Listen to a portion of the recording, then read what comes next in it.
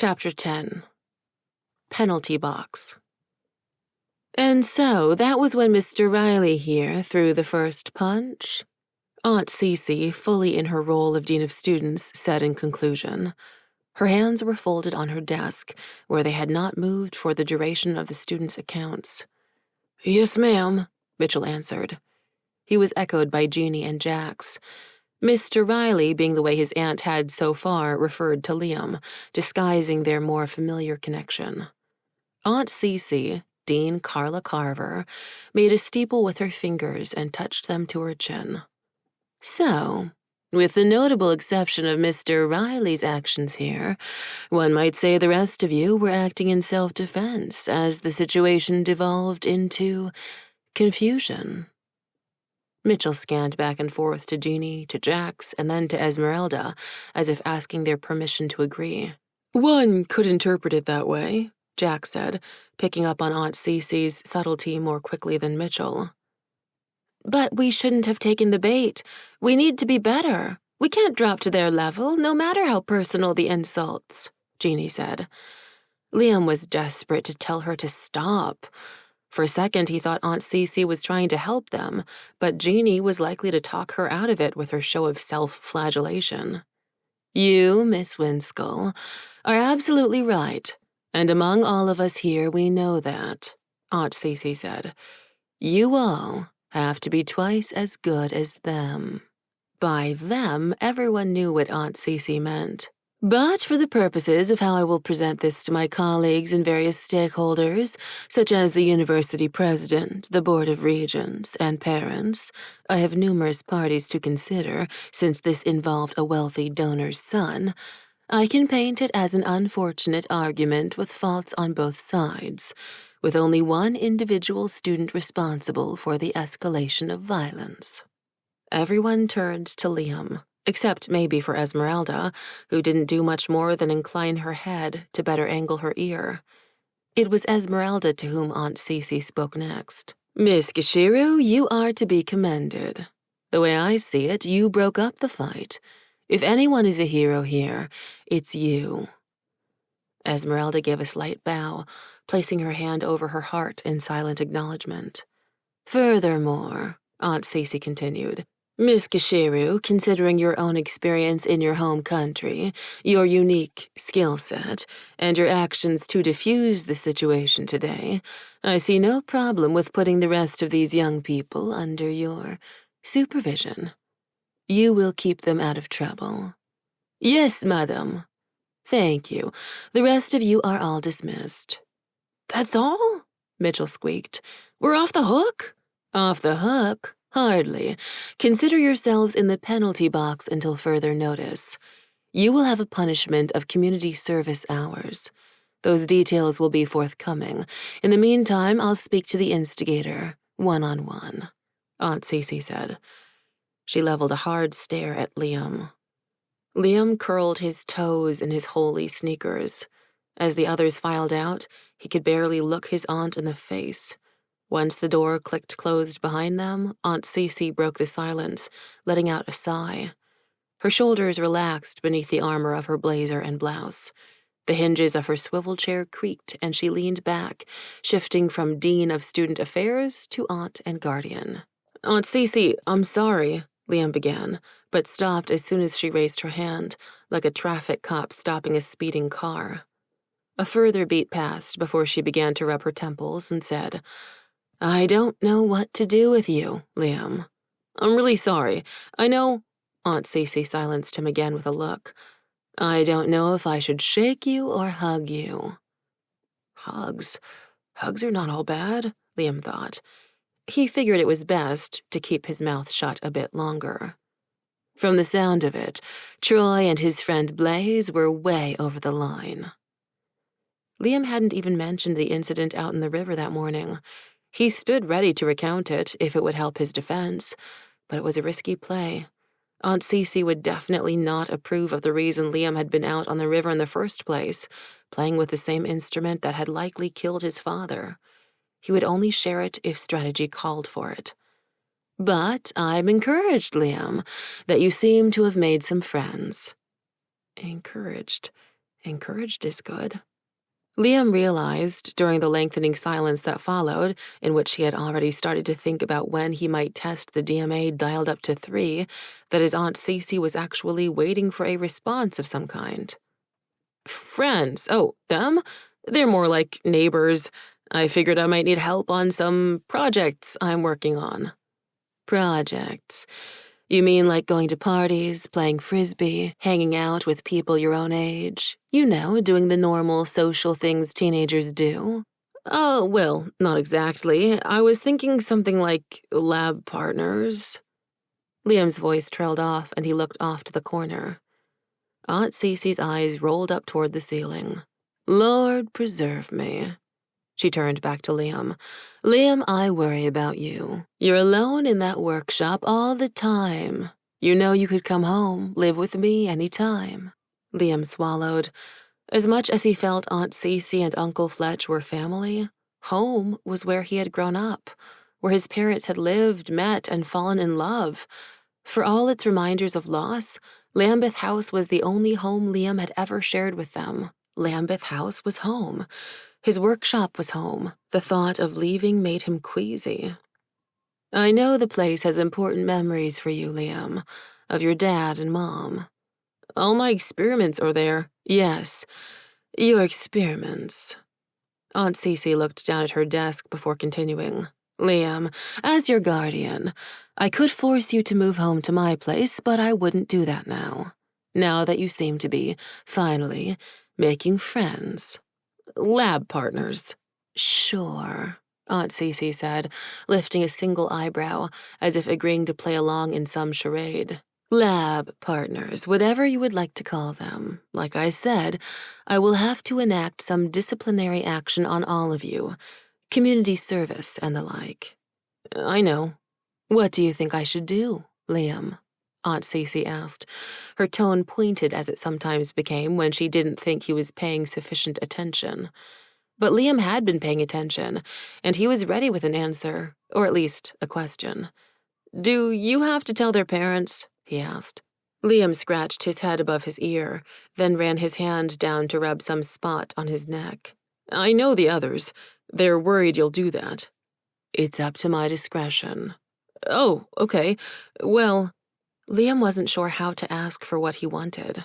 His feet suddenly were attracting all his attention. I sure know it would be good if you, maybe, exercised that discretion and didn't tell their parents, for now, if you can. Done, Aunt Cece said. Liam was pretty sure a smile was creeping into her face. But you all will have to perform some community service. Yes, sure, I understand. Together. That was definitely a smile, if not on her mouth, definitely in her eyes. Sure, okay, Aunt Cece. Good. I'm glad to have seen you, even under these circumstances. Maybe you'll have to bring your lab partners over for dinner. When you're done with your community service, of course. Well, there are a lot of experiments. Even scientists need days off, Liam. Sure. All right. Love you, Liam. You too, Aunt Cece, Liam said, his armpits hot. Now go get back to your lab partners. Wait. You mean Dean Carver is like your foster mom? Jeannie said, catching up on the path leading to the door of Liam's workshop in Lambeth. Liam punched in his code on the keypad. He didn't make much effort to hide it. Mitchell snickered when he saw 80085 on the display. Boobs is your password? Jeannie put her palm to her forehead. Boys. Liam stepped inside, only to be followed by Mitchell and all the others, save Macaulay, who alighted in one of the camise pear trees just outside the window. Come in, I guess, Liam said, realizing he appeared to have little say in it anyhow. The others followed, their heads turning as they took in the lab. Thanks, Jack said, reaching out to tap on a prototype scooter Liam had been working on. Don't touch that, please, Liam said, although Jax didn't seem to hear him and had already stepped onto the scooter's balance board. Liam, you didn't answer my question. Jeannie said, the tools, experiments, and various tech of the lab proving uninteresting to her.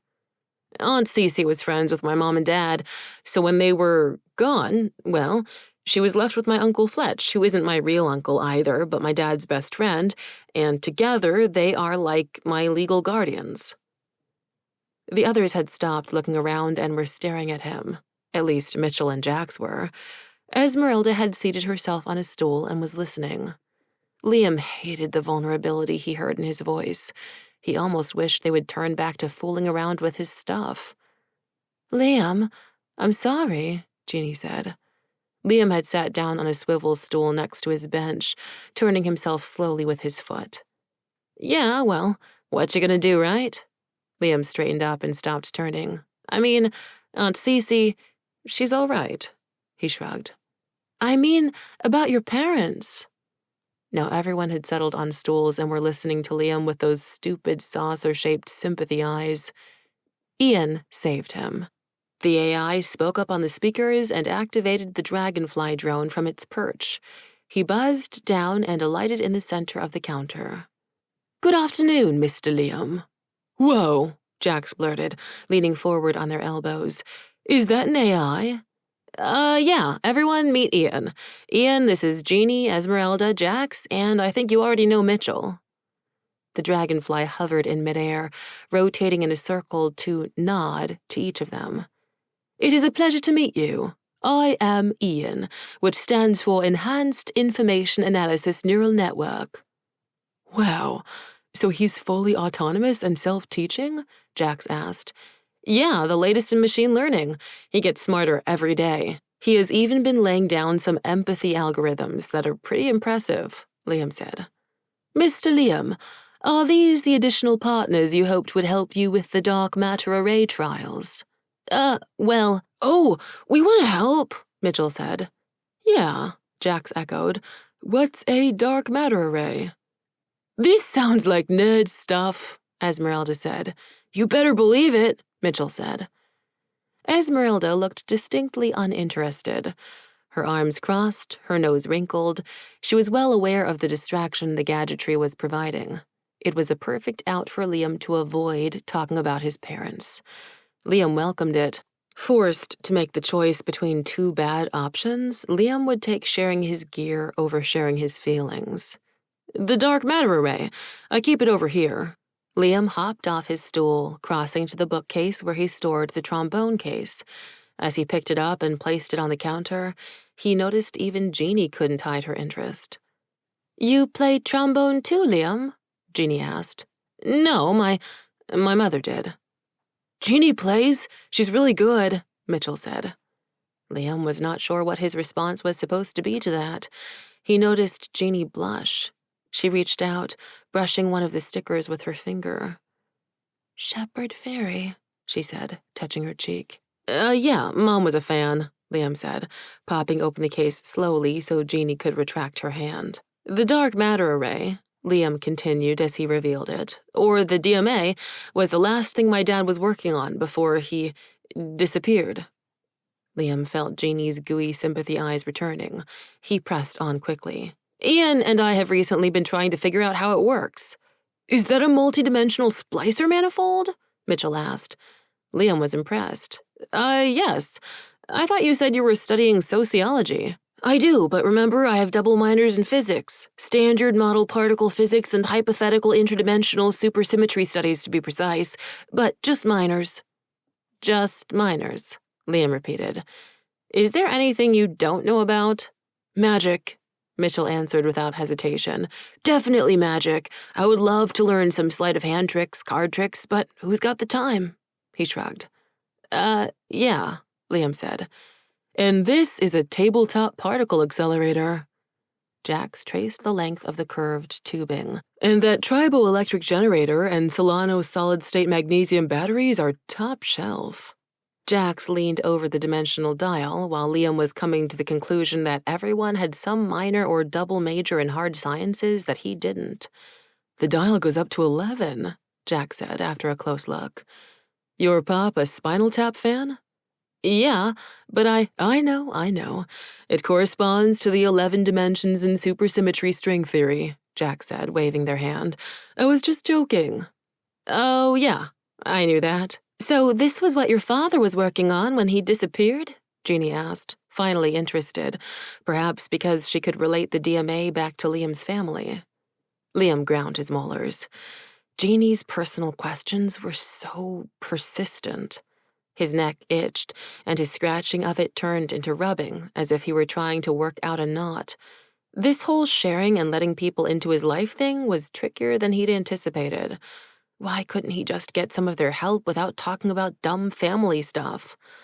Liam felt himself cringe. He flexed and unflexed his fists. Do it for the science. My mother, she lived here in Lambeth House when it was for grad students on minority scholarships. She died of complications from sickle cell. Dad, he built lots of things in here to make my mom's life easier. Like the secret passage to my room, Mitchell said. That's how you got in here the other night, Jack said. Yeah, Mitchell's room used to be Mom's room. Dad was groundskeeper by day, self-taught quantum physicist by night. After she died, Dad sort of became obsessed with making contact with Mom using, well, this. Liam gestured to the DMA. Dad said it might open a portal into the spirit realm. Things get dangerous when we humans tinker with things we shouldn't, Esmeralda said. Well, I've just been running some tests on it, trying to figure out how to use it safely. There might not be such a thing as using this safely, Esmeralda warned.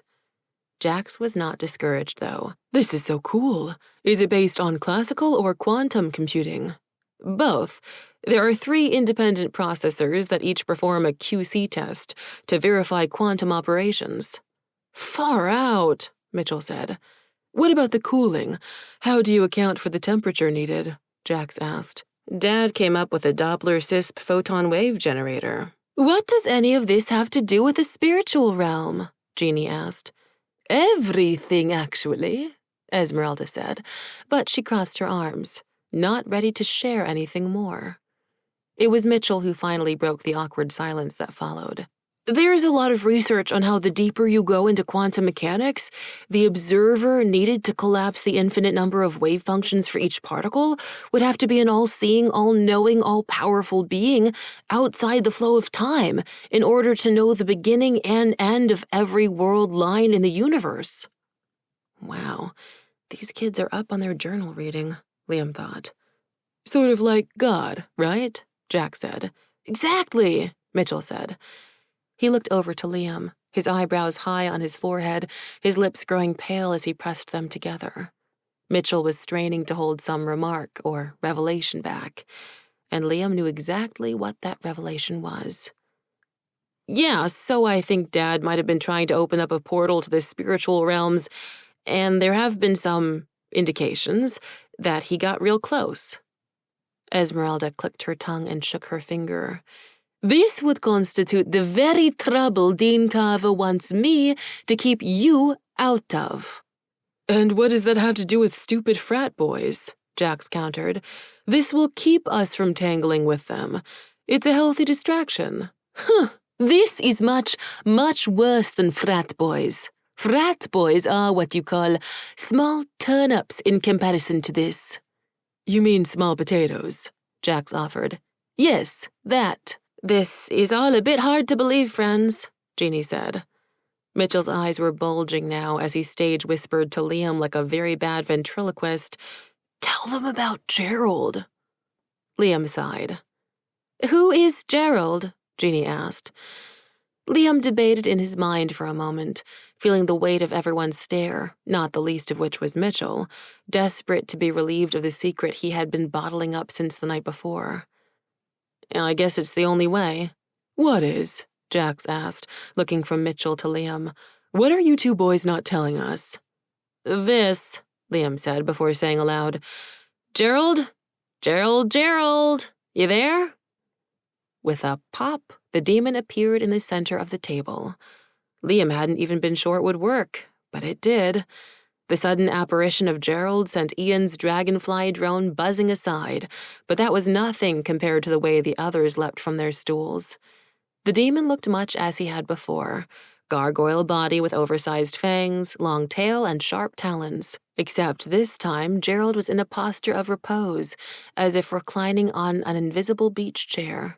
He held a trifold sun reflector under his chin that glowed faintly lavender before fading to pink, then white, as it reflected the overhead lab lights.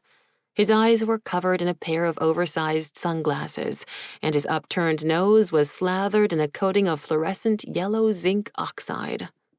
Gerald jumped, as surprised as the horrified kids suddenly encircling him.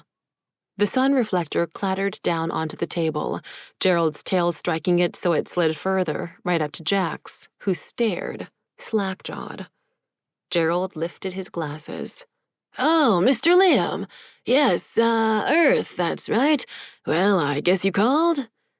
The demon straightened, balancing on his tail and setting his sunglasses on the horns of his head. He took in the other kids, his undersized wings fluttering to stabilize him in the air. "I see you've made some friends." "Lab partners. More like," Liam started to say before he was cut off. "Hi! Liam! Why are you summoning Shetanis?" Esmeralda exclaimed. "I didn't summon him. He just showed up the other night." "He did. I saw it," Liam added. "Wait," Jeannie said, peeking over the edge of the countertop. "Es? You can see him?" "Clear as day," Esmeralda said through gritted teeth. Her stare was fixed on the space where Gerald floated. A ferocity burned in those jewel-like eyes that she had not even displayed for the frat boys. The demon turned, twirling his tail in a swift, fluid motion. "Ah, your friend must be a dreamwalker." "Dio," Esmeralda said. Liam assumed she was lapsing into her native Kiswahili, her up-to-now blind gaze weirdly fixed on Gerald. "And East African, I see," Gerald continued. "You must know Lukwada, over in the Namloe region, then." "Yes," Esmeralda said, eyeing Gerald with suspicion. "We collaborated a few years ago, dealing with an Obia that had wandered far from Dahomey." Gerald made an involuntary shiver that sent tremors down the length of his tail. "Hideous creatures, Obia. Must have been an unpleasant experience." "I've seen worse." You have my sympathies, then," Gerald said with a small nod of respect. "Es, what is going on? You know this, Gerald seized on Jeannie's hesitancy and Liam's social omission, having failed miserably at introductions.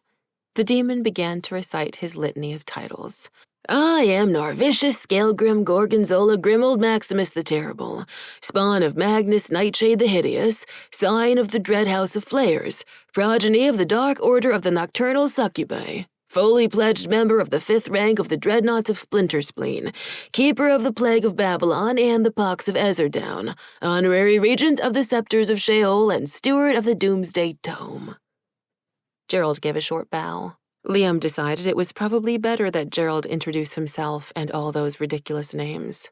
"But for your convenience, I have deigned to let you all refer to me as Gerald. Call that name 3 times and I will appear." "Like Beetlejuice," Mitchell piped up, brightly, like an overeager kid in class with the right answer, which he probably always was. "Beetlejuice? You mean the red supergiant star designated Alpha Orionis? I was just sunning myself nearby there. Got to enjoy it while we still have it. Going supernova any day now. Will be quite a show." "No, Beetlejuice like the old Tim Burton Michael Keaton movie," Mitchell said, "in his pre-Batman days. But can you give me a heads up for when Beetlejuice is going to go? I want to point my telescope at it." "I heard they have an app for that now," Gerald said. "I still think Batfleck was underrated," Jack said. "I'm more of a Christian Bale fan myself," Liam noted. "With George Clooney and Val Kilmer tied for dead last," Jack said. "Kilmer over Clooney by a long shot," Mitchell protested. "Focus, people," Jeannie said, sitting up now and slapping the countertop. "Sheesh, Mitchell. You and your old 80s movie obsession, all of you. The tangents. I can't even." She shook her head, her curls dancing from side to side, even as Mitchell mumbled something about 90s movies obsessions, not 80s. Jeannie chose to ignore him, instead jerking her thumb in the direction of Gerald. Liam, what are you doing with this, thing? I wish I knew. Ask him. Gerald put his hands together and crossed his stubby legs a bit like a yoga instructor.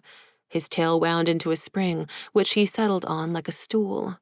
Well, yes, it would appear I've been assigned to Mr. Liam here, a bit like an Aziza in the folklore of your West African neighbors, Gerald said, nodding to Esmeralda.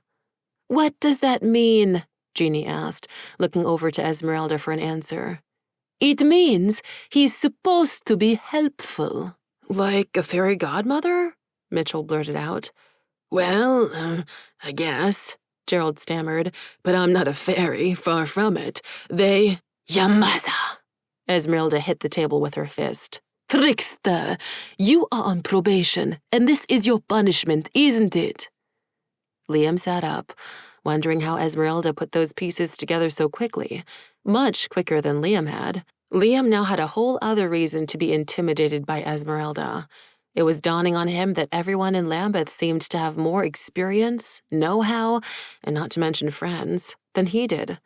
Liam felt downright behind, which for a kid who prided himself on his cleverness was not something he was used to. What did you do, Shaitani? Esmeralda demanded. Well, I never, Gerald said, his hand to his scaly chest. I will not let you deceive my friends, Esmeralda said, reaching for her bag of gear. This time she swung out the bluish bow staff and leveled it at Gerald. The runes and adinkras along its length began to glow. Whoa, Mitchell said for all of them. Gerald raised his hands as if to deflect a coming blow, his confession tumbling out in a flurry of words. There was an incident on a planet, Salesi Zentroni, an unfortunate oversight on my part as I tried to free myself from what you would call an obeamon. It resulted in some collateral damage. Liam was impressed again. Esmeralda had been able to wrangle the truth out of Gerald in under 90 seconds. No tangents, no rabbit trails, no bribes of Cheez-Its required. The glowing and apparently magical bow staff probably helped. Esmeralda said, sitting back down in her chair, still clutching her staff. The glow of the symbols faded. I assure you, I have been bound by the Karma and Discipline Committee. The KDC! Esmeralda exclaimed, sitting up again. Hi! You got in some deep trouble, Shaitani. Would you please stop calling me that? I've done nothing to offend you. You are in no position to argue, Esmeralda said, cutting Gerald off again with a shake of her staff. Apparently he wasn't. Gerald stuck out his lower lip and huffed, but said nothing further. Having lost the argument on his preferred form of address, Gerald went back to his explanation. The committee has assigned me to Mr. Liam here. As punishment, Esmeralda finished for him. As a corrective exercise in community service. Now it was Esmeralda's turn to snort. She glowered at the demon over her crossed arms. Seems like community service is pretty popular as a corrective exercise these days, Jax said. Thing is, Gerald went on, I don't exactly know why Mr. Liam, why this planet, and why this, institution. I'm in the dark as much as you. Liam was wondering just how in the dark Esmeralda could be, a blind ninja who could see demons on another plane. But at this point, it was academic. You haven't read the manual yet, have you? Liam asked Gerald. Now Gerald grew panicked, shifting his hands all over his body as if he had pockets. Damnation, I had it right here. I meant to read it while sunbathing, I really did. His shoulders slumped forward. I needed something to hold my feet up, and I'm afraid... You lost it? Mitchell asked, aghast. Lost is a strong word, Gerald countered. Technically, I know generally where it is, in an orbit around Alpha Orionis. This was definitely the weirdest Wednesday ever. Everyone jumped as all 5 of their phones vibrated at once. It was Jax who swiped theirs up off the counter. They read the message and let out a groan. Speaking of punishment, it's a text from Dean Carver. Those of us who don't have classes this afternoon are to report to the facilities office for yellow vests, trash bags, and rubber gloves. Looks like we're on trash duty. Well, if that is the case, I am no longer needed here, and I might bid you all adieu. I have a 3-ring binder that I need to keep from falling into the gravity well of a red supergiant. Gerald shifted his eyes from the end of Esmeralda's staff over to Liam, as if asking permission. Yeah, sure, you can beat it, Liam said by way of dismissal. Gerald disappeared with a wavering snap, pop, crack of air rushing to fill the vacuum where he had just been. That was so weird, Jeannie said. That was awesome, Mitchell said. You have some explaining to do, Esmeralda said, her eyes unfocused once more, but her face turned right at Liam. He was relieved she was at least not pointing the staff at him. I don't know anything else, really. I'm as confused as you all are. Well, we are all going to have explaining to do if we're no-shows for our first community service assignment, Jack said. I have class, Jeannie said. Me too, Esmeralda and Mitchell echoed. Then it looks like it's you and me, Jack said, turning to Liam. I guess. Yay, trash duty, Jax deadpanned, twirling their finger in a little circle next to their head. We've traded one type of trash for another. I think I enjoyed taking out the frat boy trash more than I will enjoy this, Liam said. Jeannie started to laugh. You sure, Liam? Judging by the goose egg on your head, you might stand a better chance against the paper and plastic kind of trash. Part 2. Code of Conduct. Chapter 11. Delta House. These are the worst, Jack said, once they had donned the yellow vests with accompanying blue baseball caps and oversized work gloves, all provided courtesy of campus facilities. While Jax juggled the pincer stick and the box of trash bags from one arm to another, Liam read the slip of paper with the location of their first work assignment. It gets worse. What do you mean? Jax asked, tucking their bangs under the cap, Liam experiencing once more the strange disorientation as his mind tried to categorize Jax as tomboy or just pretty boy, and the weirdness of finding him/her attractive in their own androgynous way. Not reaching any sort of resolution, Liam refocused on the printout. It's at the Delta Frat. You've got to be kidding. This Dean Carver's idea of a joke? Liam shrugged. I doubt it. Aunt Cece likely doesn't even know. The facilities guy probably just gave us the next job on the list, and I bet Delta Frat is a regular in the rotation. You've heard of those parties? Oh, yeah. And I've seen the aftermath, Jack said with a sigh, balancing the pincer over their shoulder. I just hope they give Troy and his lot a similar punishment. Wanna bet they won't? Huh, likely not. It's good to be connected, privileged, and spoiled. Yeah, so should we get moving? I guess. They made their way across campus, Liam dreading a third run-in with Troy in the same day.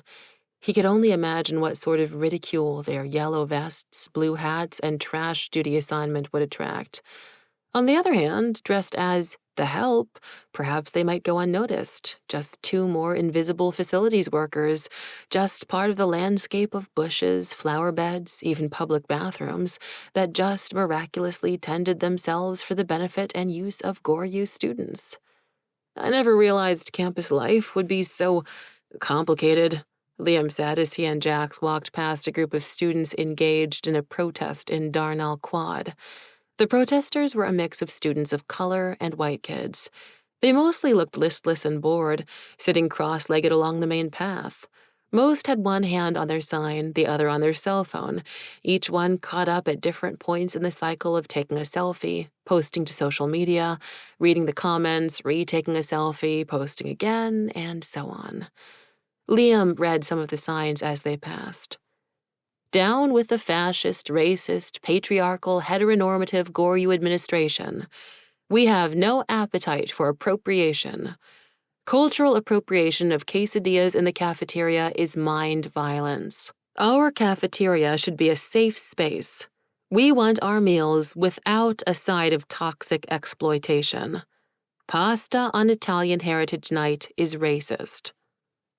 The protest leader, perhaps seeing them approach, stood up and began to speak into her megaphone, her fist raised in the air. "We are on hunger strike until the oppressive imperialist colonizers in the food and beverage department are fired." Liam and Jax kept going, passing one final protester holding a sign that read, "Silence toxic, oppressive white males." To Liam's puzzlement, this sign was held up by a white male student. He had voluntarily placed an X of duct tape over his mouth. Jax cringed. "That's going to hurt when he tears it off." "I think maybe that's the point," Liam ventured. The white kid in question noticed them, and he too stood, holding his fist up in the air to Liam in what Liam could only imagine was meant to be a black power salute. Yeah, thanks," Liam said. The white kid gave a nod of solidarity, but not having eaten in a few hours, the motion made him dizzy and he began to topple over. The girl on the megaphone cut off her chance to catch him, the megaphone blaring out a piercing wail of feedback before she clicked it off. Liam and Jax quickened their pace. When they were a little farther away, Liam repeated himself. "Yeah, like I said, I never thought campus life would be so complicated." "I'll say, things are just crazy these days." Liam perceived an opening. As they passed the School of Environmental Studies, he asked, "Jax, can I ask a personal question?" "Sure, if I get two in return." "Okay," Liam said, now feeling hesitant, considering what he might have to reveal about himself. But curiosity won out over caution, and he pushed ahead. "So, you into guys or girls?" "That's your question." "Well, yeah. Was I supposed to ask something else?" "Well, people usually want to know if I am guy or girl," Jack said with a laugh. "The whole cisgendered or not question." Liam shrugged, relieved that they were leaving pretense behind. "I was wondering that too, but I'm starting to think that doesn't matter, to you at least. And you seem cool for a guy, or a girl." "Huh, thanks. I think that was a compliment." "Yeah," Liam said, shifting his hat on his head. "I think I meant it as much." They walked a few more steps while Jax worked to come up with an answer. Liam was surprised the answer could take so long.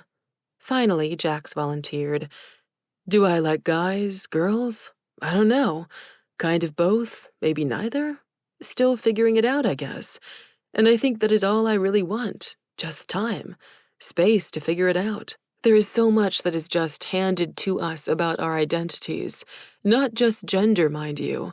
And we're expected to just take it on, without question.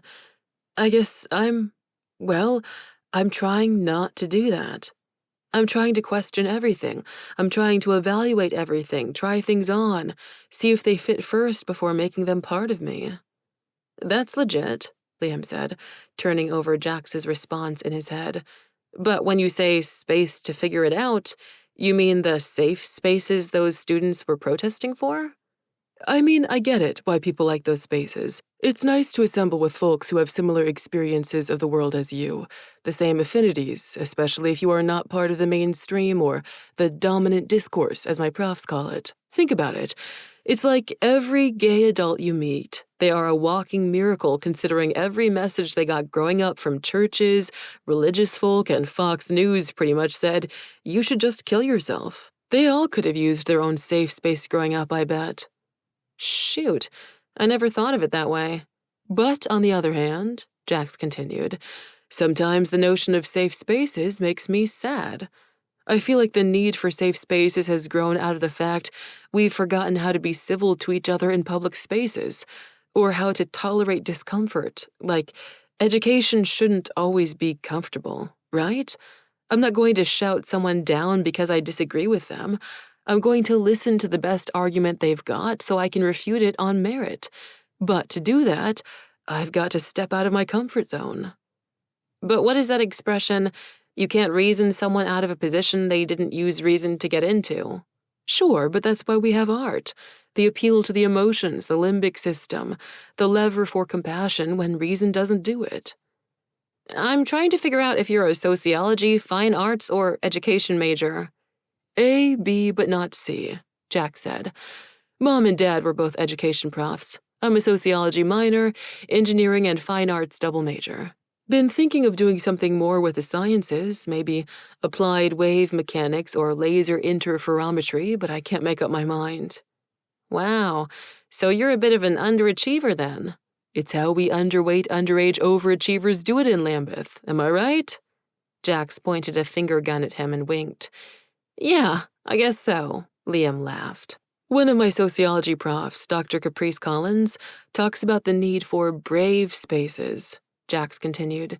It's one thing to meet with others who experience things in common with you, and I'd say it's good that we try to be more sensitive and aware of biases in our language, but we can't guarantee anyone any space that is completely free of offense, right?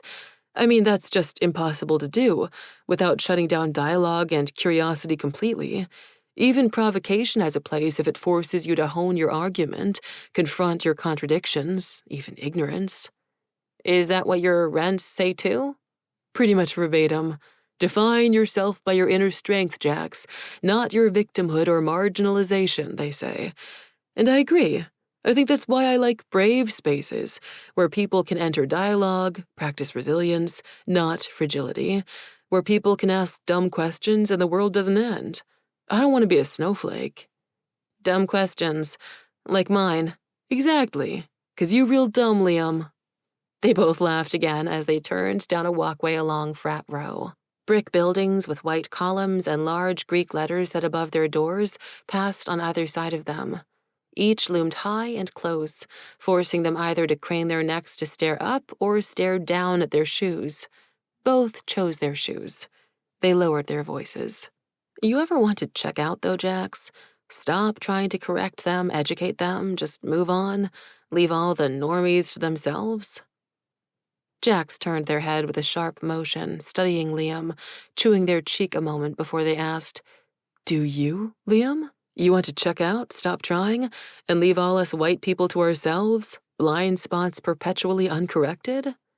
Sure, sometimes, Liam said, surprising himself at how quickly his answer came, even though Jax was white.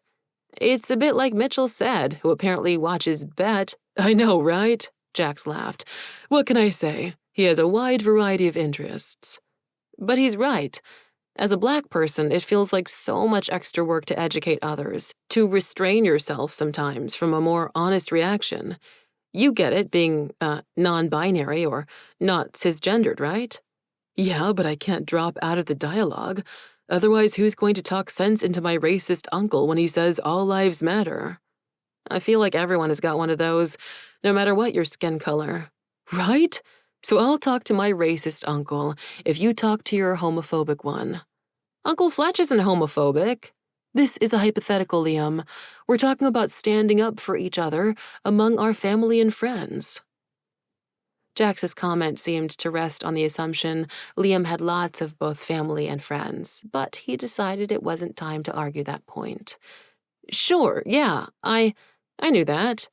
I feel like I've just attended a lecture, but I'm not sure what subject. Critical Thinking 202. The prerequisite is Common Sense 101. Thanks, Professor Jax. I'll give you a great review on Rate My Professors. Whatever, Jax said, giving Liam a light punch in the arm. No, for real. But okay, your turn, Liam said, remembering their agreement. Ask away. Oh, yeah. My question. Jax put their finger next to their mouth as they considered. The two of them passed under the branches of a few European hornbeams. Okay, how about this? You think I have a shot with Dean Carver, your Aunt Cece? Are you serious? That's your question? Well, maybe there's more. You think she would go for the boyish, charming Justin Bieber circa 2010s look, or edgy Ruby Rose, tatted-up lesbian look? I don't even know where to start. You're not even 18. You can't date, you can't even get tattoos. But when I'm 18, I can. That's my aunt you're talking about. She's pretty dreamy. Stop. Your chances are slim to none. Jax nodded, their chin on their hand. So what I hear you saying is that there is a chance, however slight, and you should know, Mr. Tabletop Particle Collider, that given enough time, even the smallest probability becomes a possibility. Why are you so ridiculous? Their laughter ended as they reached the Delta Beta Alpha house. Just beyond the hedge of rhododendrons, the walkway to the front door was flanked by 2 ping-pong tables, one tipped over on its side. It was the wreckage from a beer pong tournament. Crushed red Solo cups and aluminum cans were strewn about the yard in quantities even greater than the autumn leaves. Amid all of it, frat brothers passed along the walk in the orange and blue colors of Grand Old Republic University, the letters GORU and Delta Beta Alpha emblazoned on their backs and chests. The smell of urine, vape smoke, and stale beer mixed with the odors of designer cologne, cut grass, and drying leaves. Through the windows, Liam and Jax could see brothers strewn on couches throughout the house. They were in t-shirts and boxers. Their fingers twitched and their wrists twisted as they clutched the handsets to their various game consoles. Nice. Frat boys go to college so they can live like dropouts, Jax said. Liam drew the bill of his hat down lower. So this is how the other half lives. Other half? No. This is the 1%, Liam. Seems like a lot of them for just 1%. Okay, 5 or 10%. Whatever percent they are, we're going to get a close-hand look at Shida Wazunga, as Esmeralda says. I don't speak Swahili. White people problems. Her version of first world problems. Clever. Jax snorted and pulled down on the bill of their cap, too. The two of them, feeling somewhat disguised, crossed onto the yard and started picking up Solo cups and beer cans to toss into their trash bags. A gaggle of girls in crop tops breezed past them without looking up from their phones. They all look so the same, Jax said under their breath, watching the girls pass. Liam had noticed that a long time ago, although he had grown skilled at recognizing the cues that set Greek kids apart from one another. After all, it only made sense to know your tormentors and to be able to recognize the worst of them. And they live like pigs, Liam said, covering his nose as he came across a stale puddle of vomit under a pile of sticky Solo cups. Flies buzzed and zigzagged over the mess, making him think there was more there than just vomit. So gross. Let's start over in the side yard, Jax suggested. Less traffic there and maybe less chance we'll be noticed or recognized. That's a good idea, Liam said. He followed, shifting his bag from one arm to the other. Delta House was next door to Omega Chi Sigma. Between the two buildings were old-growth hedge maples. Liam's father loved maples, but he would have felt sorry for these specimens. Their beauty was wasted on the fraternities, who had used the side yards for tossing everything from broken furniture to smashed PlayStations. Of course, there was the ubiquitous ground cover of more Solo cups, beer cans, and craft beer bottles. Liam and Jax even came across a few rusting bikes, dented beer kegs, and smashed milk crates. They found paper face masks in their vest pockets and pulled them on. It helped filter some of the odor of urine, and worse. The masks also further disguised their identities, which was definitely welcome. In just a few minutes, they had filled up 2 trash bags and still barely made a dent in the layers of refuse. Their collecting brought them closer to the sides of the Delta House, so they were able to see in through the basement window wells set along the foundation. Hey, Liam, look at this, Jax whispered from alongside a window close to a stairwell that led down to the basement. It's an initiation ceremony of some sort. Liam came alongside Jax, his half-full bag clattering with cans and cups. Sure enough, the dimly lit basement was crowded with Delta frat brothers and Rho sorority sisters. They were all dressed in dark blue robes with orange and blue armbands and scarves. The only light in the room was coming from long white candles. The actual ceremony hadn't started, as most of the students were still milling about, talking, setting up black banners, and lighting candles. Liam recognized Blaze Cottonwood and Chelsea Sidwell setting up a bunch of votives in a circle. I guess Troy and his pals didn't get trash duty. Liam, look, they're putting those candles on the points of a pentagram on the floor. This like some seance or something? Or something. What's that banner they're hanging up on the wall? They both knelt down a bit lower to get a clear view of the far wall. The 2 tallest brothers, Chad and Dilworth, were tacking up a black banner. Red and white lettering glued onto its felt surface read, LIES, Legion of Intrepid Evil Servants. "If this isn't Ch10-12, I'm not sure what is," Jax whispered. Liam's pulse was racing. This was way too close to all his regular tormentors, Delta boys and Rho girls, and the weird, secret, Greek-like stuff they were doing. Whatever it was, Liam was certain it wasn't for public consumption. No telling what the brothers and sisters might do to Liam and Jax if they were caught spying. Worst of all, where Blaze, Chad, and Dilworth were, Troy couldn't be far. Where's Troy? He has to be here too. "Right here, headed for that." A bang to their right cut Jax off. Liam glimpsed Troy's all-too-familiar shape crossing the room toward them, his phone glowing in his hand as he pushed on the inside lever of the exit door, the same door that opened to the stairwell next to them. Chapter 12. Ch10-12. Liam and Jax ducked behind the low concrete wall that formed one side of the stairwell. There was no use in running. The noise through the drifts of beer cans and solo cups would be too much. All they could do was hope Troy didn't climb the stairs, turn around, and see them. With Troy's phone on FaceTime, they could hear both sides of the conversation. Judging by Troy's morose tone and that of the speaker on the other end of the call, it seemed unlikely that Troy would be distracted. Something bad had happened. "Hey, Tigger," the voice on the phone said. "Hey, Piglet." Jax, recognizing the Winnie the Pooh names, gave Liam a nudge as if to say, "I told you so," and pointed to the place on their arm where they had seen Troy's tattoo. "Troy, I needed to call to let you know. Mom is all right, but we had to check her into rehab again." Jax and Liam's eyes met over their masks. This was not a conversation that they should be hearing. But, bereft of better options, the least worst option seemed to be to sit tight and hope to remain undiscovered until it was over. Troy let out a sigh and a string of curses before asking, "What happened?" Liam imagined the male voice on the other side must be Troy's brother, real as opposed to fraternity. "What always happens. Dad's off on a business trip with some flavor-of-the-month assistant he's sleeping with. He's not even subtle. Donald Johnson Spotswood Thurston III is never subtle." "Right on that account," Troy said, the defeat in his voice a universe away from his usual snark. If Liam hadn't seen Troy through the window walk up to the stairwell door, he wouldn't recognize this voice, this person, at all. Okay.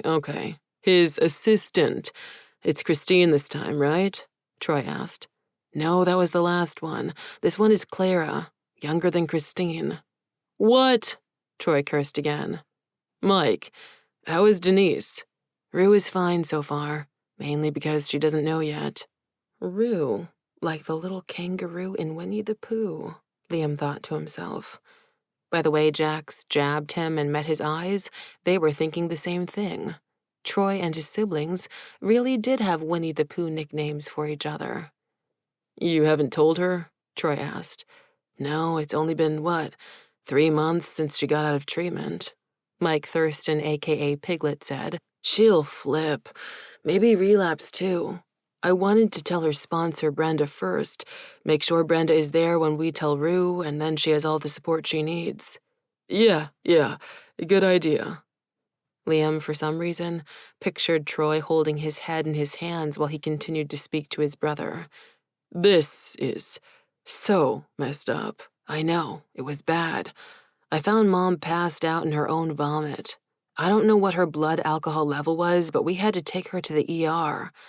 Troy, she nearly killed herself this time. Had her head not been turned to the side, this all would have been different." But there was no response. For a moment, Liam was afraid that perhaps Troy had stood up and spotted them, but Liam didn't dare turn his head up to look. All he could do was meet Jax's eye. Jax looked as desperate to get out of there as Liam felt. "Troy, you okay?" "Yeah, it's just, that's not easy to hear. Ever." Troy's voice broke a bit before he recovered, sounding more angry now than sad. This stuff gets really old. We didn't lose her. I know, not this time. Not her. But what about Rue? One day at a time. Isn't that what they say in their programs? Yeah, Troy said, taking a deep breath, his thoughts shifting to Denise, Rue, who Liam was certain had to be Troy's sister. Thanks for taking care of Denise, Mike. Sure. You tell Dad? He's not answering his phone. Of course he isn't. You try Clara? God, I can't keep them straight. I don't have her number, do you? Well, I have the last number he used for Christine. Got it at the last campaign fundraiser. Dad probably swapped out the bimbo, kept the phone. He's so gross. Yeah, Liam heard a skin-on-sandpaper sound as, he imagined, Troy ran his hand down his face. I'll FaceTime her. She's probably with Dad. Thanks, man. Sorry you have to. No, it's fine. You're helping Mom and Denise. Least I can do is help with the dungeon. Thanks, Tigger. I feel a bit more like Eeyore than Tigger right now. I'll text you to tell you how it goes. Okay, see ya. Later. The phone beeped as Troy ended the call. Liam and Jax both held their breath, wondering if Troy would return inside to the party preparations or make the call then and there. The chirping ringtone of another phone call told them all they needed to know. Troy was making the call now. Liam's fist clutched the edges of his yellow vest. Why do these dumb vests have to be so high-visibility yellow? The phone kept chirping. Maybe Clara wouldn't... Hello? Is this Troy? Hi, I'm... Clara, right? Troy's voice was flat. Yes, Clara said, her voice bouncy and chipper. There was a great deal of background noise that sounded like jet engines idling. Liam could hear the click of Clara's heels as she walked. She didn't sound much older than Troy himself. I'm your father's new assistant. How's school? It's fine. Hey, can I speak with... Hope you're enjoying it. You know, once you join the real world of working 9 to 5, you'll miss those school days. Clara, I really need to speak to my dad, and he's not answering his phone. He's got a lot of meetings this afternoon, and we just got off the plane, Clara said, her voice slipping from cheerful to guarded, like any professional gatekeeper. It wasn't hard to hear the edge creeping into Troy's voice in response. Tell him it's a family medical emergency. I'll see what I can do, Clara said. The background noise cut off as she put Troy on hold. After a few moments of waiting, in which Liam could hear Troy sigh more than once and even mumble something that sounded like a prayer, a man's voice boomed out over the tinny speaker. Troy, son, how's school? If Troy's father had been told about his wife or was worried about this family medical emergency, it didn't register in his attaboy greeting. Still, something about his voice sounded overly polished, rehearsed, as if this was Don Thurston's best approximation of what a politician father should sound like. Liam had the weird sense that this was the same voice anyone ever heard from Don Thurston, whether they were a donor or lobbyist, mistress or family member. Hey, Dad, school is fine. Michael just called. He tried your phone but wasn't getting through. In a lot of meetings across a lot of different time zones today. What's up, son? Troy let out the news in a breathless spurt. Mom had to go to the ER. Alcohol poisoning. Michael found her, said she almost died. She's being checked back into rehab. Well, that is unfortunate, Don Thurston said without a pause. His voice turned critical. I wish she could just get her act together. I'm sorry she keeps doing this to you kids. Selfish, just selfish. Yeah, but good thing she's in the hands of professionals. Michael is going to tell Denise with her sponsor. Mike doesn't want this setting her back. Oh yes, Denise, her sponsor, yeah. That's good. Good, glad to hear it. I'm sure Michael is handling it. Look, I've got to go in a minute here, Troy. You doing all right, buddy? Yeah, fine, I'm fine. Why's your face look like that? Like what? Oh, just slipped rock climbing this morning. Liam realized he must have gotten a few more hits in on Troy than he had first thought. Rock climbing? Since when do you have time for rock climbing, son? It was an indoor wall at the gym, Dad. You're always at the gym or rowing. What about the frat and your studies? I was with my brothers, and I'm organizing an event this afternoon, Dad. Good. That network is important. The Thurstons have a reputation to uphold. Yeah, I know. And make sure you don't fail out. I'm not paying for Fs. The comment triggered some underlying resentment on Troy's part. Troy couldn't confront his father on his infidelity, but his frustration found release in correcting his oversight. Dad, I'm on scholarship, if you forgot. You're not paying. Don Thurston was not amused. His voice sounded as if it came through gritted teeth. Troy Davenport Thurston, don't you dare take that tone with your father. I know what kind of scholarship you have. It's a legacy scholarship. Whose legacy? My legacy. Don't be an ungrateful brat like your sister. You wouldn't have anything. You wouldn't be anything if it weren't for me. You will treat me with the respect I am owed. Sorry, Dad. I've got to go, Troy. Clara has something to sign. Thanks for the update on your mother, but next time you can tell me that information in a text. The phone beeped. The call terminated. Liam swallowed. Without the noise of the ongoing conversation, Liam was certain Troy would hear them. Jax was biting their lip. At some point, Liam and Jax had joined hands and were both squeezing their tension into the other. Neither let up. All they could do was wait for what was next, ready to make a break for it if required. But Troy's family turmoil was enough to occupy him. He strung together a few more curses. By the noise that followed, they could tell he was punching the wall, then kicking the drifts of cups and cans around him. Liam was glad for it. The more noise Troy made, the less likely he was to hear them. The ruckus only stopped when the door to the stairwell groaned open. Liam recognized Chad's voice. Troy, things are all set. You ready? Yeah, Troy said. The haughty, nasal tone that conveyed loathing and condescension had returned to Troy's voice. It looked as if Troy, like his father, also had a mask he wore for others. This version of Troy Thurston sounded eerily like Don Thurston. Come on, Chad, Troy said. Let's get this party started.